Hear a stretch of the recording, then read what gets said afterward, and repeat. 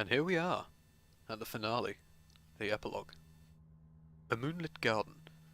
Only you can decide the clan's fate, and your own. Let's go. Put down your sword. I am not your enemy. You risked our lives and our clan, all to hide your failure. Who are you listening to? Have the hallucinations grown so strong? The voice you hear is temptation.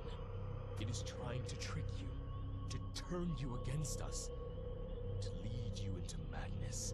You must not let it. I've never lied to you. You swore an oath to save the clan. Sacrifice yourself. Reclaim your honor, and you will give us a chance to survive. The clan gave up its honor, its guts, and its pride. It's not worth saving. I will leave you to make your decision. Take our ancestral blade from its shrine, and come when you are ready. So yeah, that's an interesting introduction to the epilogue there. Azai has no interest in fighting us whatsoever. Instead, well, to be honest, even if he did, he probably would kind of fail at it, because you are the most OP thing in the universe, but he decides to leave the fate of the clan to you, because you are a relic of the old clan. You are the last one who can bear the mark, and of course you share the same fate as everybody who wore the mark. But now the clan has moved on and adopted different techniques in order to survive in a world that pretty much left it behind beforehand. So, the question is ultimately raised whether you want to sacrifice yourself for the sake of the clan, because as has been aptly demonstrated throughout this entire game, you are slowly losing your mind, and as much as you can show restraint and even go through the whole game killing only 2 people, it's implied at the end that you do lose yourself, you do lose your mind. Because this is something you can't really control, so eventually you lose control of the character, in a sense, and that person loses their mind, the ninja over here. So it's a matter of whether you want to let the clan die off for losing what is deemed its values, or whether you're willing to sacrifice yourself and allow the clan to continue, albeit in a different form, and despite what it has done to transform itself in this way. I think it'll be explained a bit here.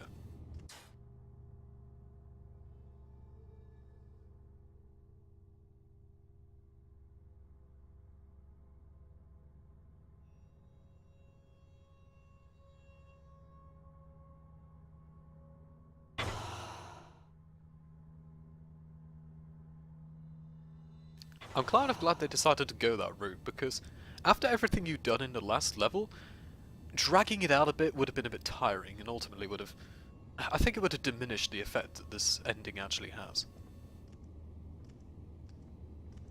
The clan bows its head in shame, as it should.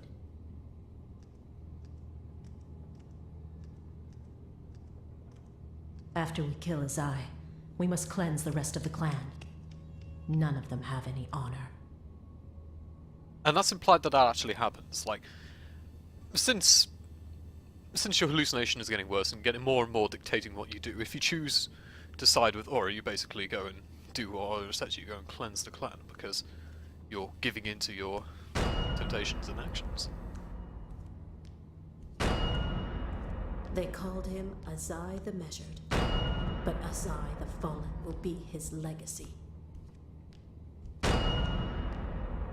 So there's your options. Either go mad with power, or lose your life.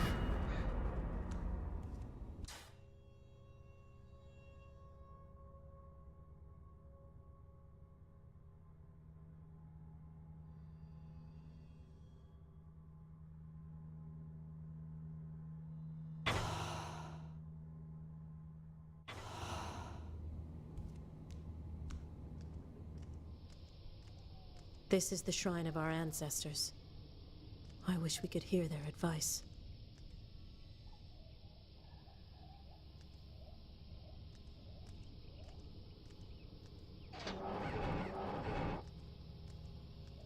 When you finally face Azai, don't let me down.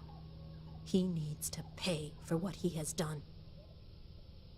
I must ask at this point, what exactly has he done? Well, assessing his actions, he has stolen from a corporation to get the assets he wants. He has let the flower die, but at the same time that flower was also responsible for creating a lot of crazy people who eventually had to off themselves, or they would go and kill everybody. And also just change the manner in which he acts, his clan goes about its business, I suppose. So, the severity of his actions is really just down to you to wonder whether it's really worth sacrificing the entire clan over. Let me tell you the story of the Ink.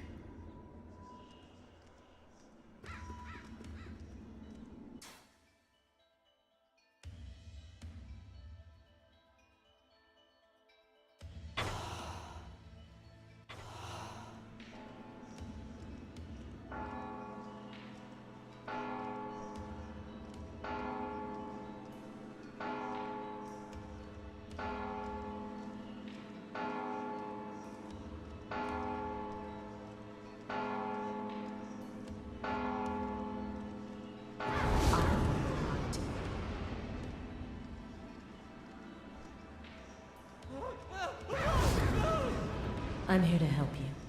Rule number 1, don't kill.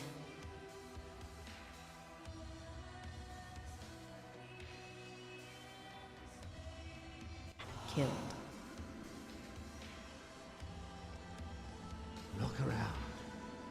The flowers have been dead a year, maybe more.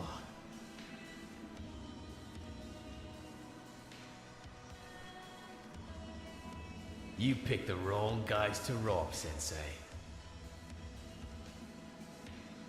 Where is he? Is he gone?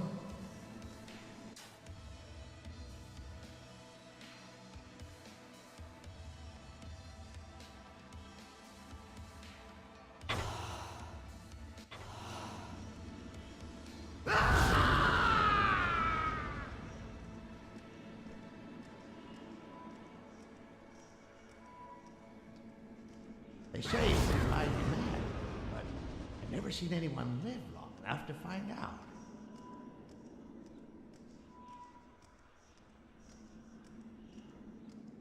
You and I, we've always been together.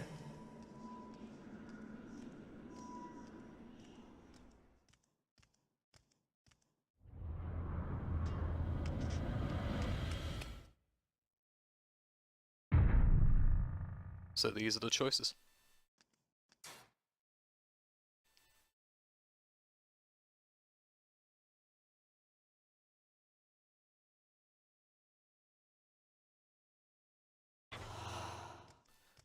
So yes, it is undoubtable that Azai has committed wrongs. He has stolen from people and ultimately failed in his duty to uphold the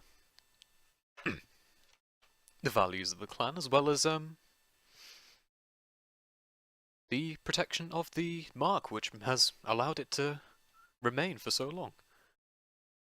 But his motivations, well, what is the mark for anyway? The mark, as he mentioned, is what allowed the ninja clan to survive for so long. It is a technological advancement in a sense in how it was applied and used.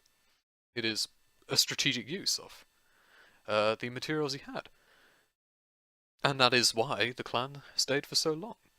So his actions have been motivated to replicate the same thing on account of his failure to keep the flower alive, and lose a key part of what made the clan thrive.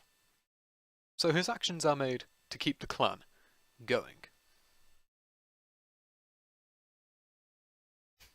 But at the same time, if you side with him, you have to choose to end your life. Because you will go insane. You will lose your mind. And it is very likely that once you do, you will turn against the very people you took the mark for. Now there's credit to going and killing Azai and making an island on your own. But that ultimately depends on whether you think the ninja will actually make it out. He'll be alright after all this. But I get the impression more and more that yeah, he will just go insane. And this is the last bit of control you have over him. Throughout this Let's Play, I've been thinking about what would be the best ending for someone who, up until this point, has gone out of their way to not kill people. Sure enough, there is Kelly and Karajan, but they are people he's assigned to kill to protect his clan. Everybody else, he has left live. So at this point, when he could very well lose himself, well, it seems to me he would rather lose his own life than take somebody else's. I hope you've enjoyed this Let's Play. This game, as well. This game is what made me want to make a channel and start doing Let's Plays. I wanted to go through this game again in a different light and enjoy it in a way that was different to how I did the first time. The first time through, I was basically just going around killing everything that was in my way, and I played pretty naturally. But playing with some restrictions allows me to appreciate a lot more of the challenge and the thought put into the areas. So, I hope what I mean to say is, I'm very happy with this game and with Client Entertainment, and I hope you've enjoyed watching me play through it as much as I've enjoyed playing through the game, and I can totally recommend you buy this game. But anyway, I dawdle. I hope you've enjoyed this Let's Play, and I'll see you in the next one. Goodbye.